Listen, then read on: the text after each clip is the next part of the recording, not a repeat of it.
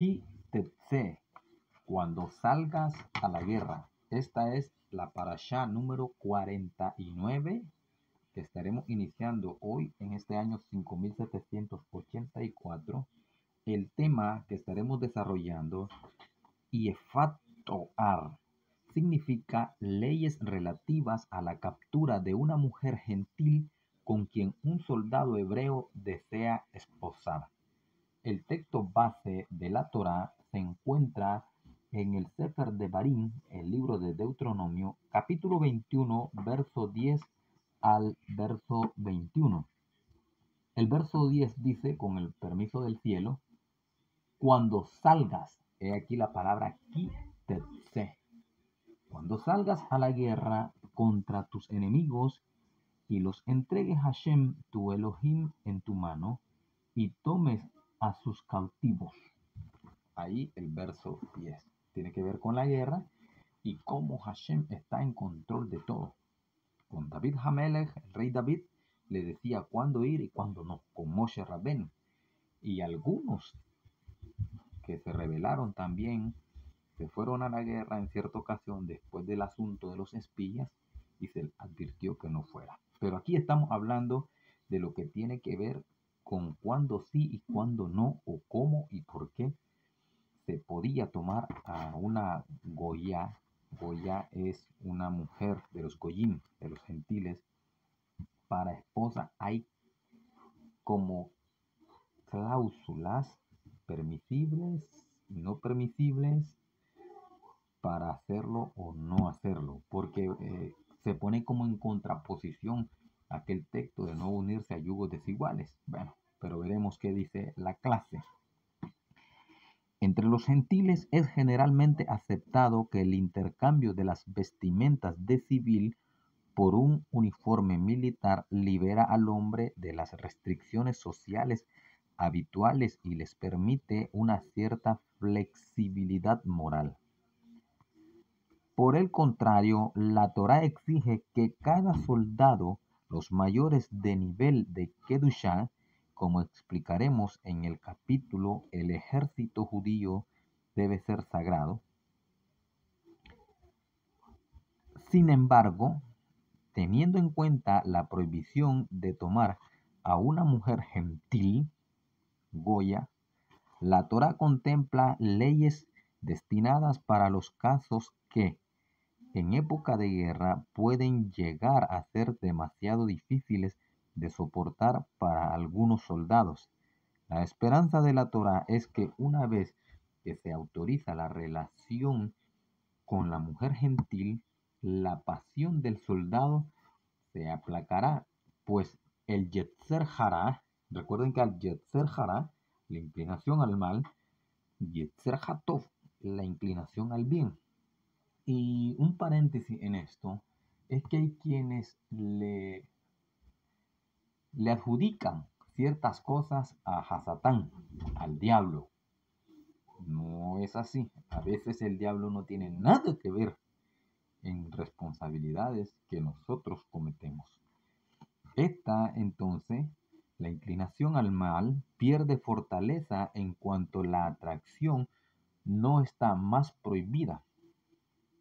Además, la Torá, la bendita Torá de Hashem, pone muchas condiciones a dicho matrimonio, desalentando al soldado de siquiera iniciarla. Las leyes de Yefat Toar, lo que estamos hablando ahorita, la mujer gentil, se aplican únicamente bajo el liderazgo de un rey judío. No son aplicables en el día de hoy. Esa es la parte que nosotros debemos de saber cuando vamos a disertar las escrituras, no torcer el texto. Entonces, ahorita recuerden que la monarquía dejó de existir desde hace muchísimos años, cuando el reino dividido, reino del norte y reino del sur, que será restaurada cuando el rey Mesías sea enviado por el cielo nuevamente. Nosotros sabemos quién es el portador de esa corona. En la antigüedad, los gentiles solían enviar a sus hijos al campo de batalla hermosamente vestidas y arreglarlas para distraer al enemigo. Podría ocurrir que después de derrotar a una ciudad gentil, un soldado hebreo notara entre las mujeres cautivas una que para él resultara especialmente hermosa y por la que según pensaba sentía una pasión avasalladora. ¿Qué sucede con esto? La primera vista muchas veces puede ser engañosa. Puede que el hombre vea a una mujer bonita, hermosa, lo que sea, pero con el pasar del tiempo y la mirada frecuente y cosas así, se da cuenta que esa primera vista, esa primera mirada, ese primer encuentro, lo traiciona. Los comentaristas preguntan por qué la Torá sospecha que los soldados se sentirían atraídos por alguna mujer gentil. Si un ejército hebreo está integrado por sadiquim únicamente, a un nivel simple se puede explicar que la excitación de la batalla y las condiciones poco habituales de guerra alteran en forma temporaria el balance espiritual de un soldado. Si bien puede haberse sentido atraído en forma temporaria, se espera que después de cumplir con las leyes de Yefat Toar, decidirá no casarse con ella. Or Hahaim,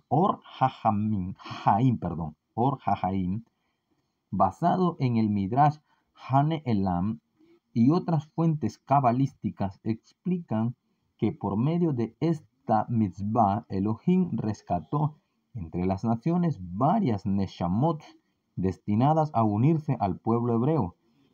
Si cuando cumplió con la mitzvah de pelear una guerra, un soldado desea casarse con una mujer en particular, y sus sentimientos continúan aún después de que todas las leyes de Yefat Toar han sido aplicadas, es una señal que esta mujer estaba destinada a ser convertida, o sea, a hacerse judía. Es lo que sucede. Y por eso es que le decía si aplica o no aplica ese texto que se dice, no haya yugos desiguales.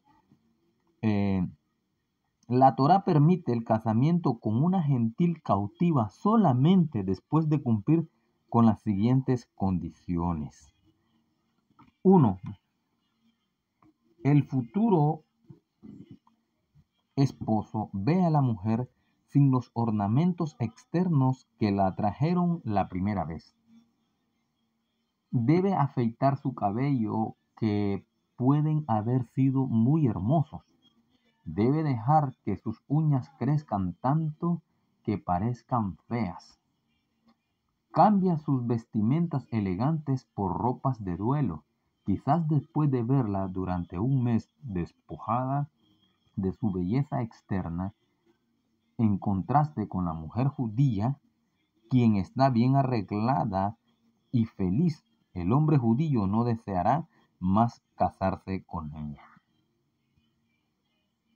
Número 2. Al mismo tiempo, este mes ayuda, en el mes que la tiene ahí como en observación, ayuda a la mujer gentil a adaptarse a su nuevo entorno. El llanto y el duelo por la separación de sus padres y pueblo ayudan a consolarla y comienza a acostumbrarse a su futuro esposo y hogar. Número 3. También tiene tiempo para tiene tiempo para apartarse de los ídolos que solía servir. Así se prepara para la conversión, pues solo se puede casar después de convertirse en una gioret. Gioret es conversa, si está disponible a ser una conversa, que cuida con todos los mandamientos, quiere decir eso. El primer mes es aceptada. Sin embargo, el futuro esposo debe esperar 2 meses o más. Entonces podrá casarse con la mujer y su estatus cambia para ser una mujer judía completa. Si se niega a convertirse, el judío puede esperar un poco más, pero si persiste en su negativa, debe dejarla libre. La Torá le prohíbe esclavizarla o venderla. Después que el rey David pecó en el incidente con Bathsheba, el profeta le dijo en nombre de Elohim: cuídate, haré crecer el mal contra ti en tu propia casa. El profeta se cumplió, la profecía se cumplió cuando David sufrió terribles desgracias en manos de su propio hijo Absalón. ¿Por qué Elohim castigó a David a través de su propio hijo? Otro sabio contestó: cuando David pecó con Bathsheba, Elohim declaró: deja que el hijo de una mujer extraña pague por pecar con una mujer hebrea. La madre de Absalón era Maaha, una princesa gentil capturada por David en la guerra y con quien se casó conforme a las leyes de Yefat Toar, una mujer cautiva. Cuando un judío se casa con una Yefat Toar, probablemente esta dé a luz a un hijo rebelde, aunque se convierta. Su impureza no se apartó totalmente.